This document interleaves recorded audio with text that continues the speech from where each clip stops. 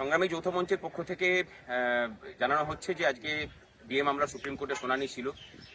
সেখানে গতদিন যেমন 50% রিলিজ করতে বলেছিলেন, রাজ্যের আইনজীবী বললেন যে সেটা একটা ক্যাটাস্ট্রফি হবে রাজ্যের ক্ষেত্রে, যেটা সম্পূর্ণরূপে ভুল। কারণ এর থেকে অনেক বেশি খরচা বিভিন্ন শ্রী প্রকল্পে রাজ্য সরকার করে চলেছে। যাই হোক, তারা মিথ্যা বলেছেন, কিন্তু জাজরা বলেছেন তখন যে 25% আপাতত রিলিজ করুন, যতদিন না এর শুনানি হচ্ছে ততদিন দিয়ে যেতে হবে, এরপরে বাকিটা ডিসিশন হবে, এবং জুলাই মাসের শুনানির দিন রেখেছেন।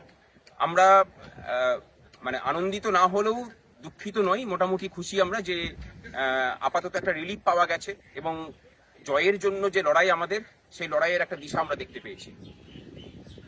আমাদের সাথে আমাদের আইনজীবী আছেন বিক্রম ব্যানার্জি।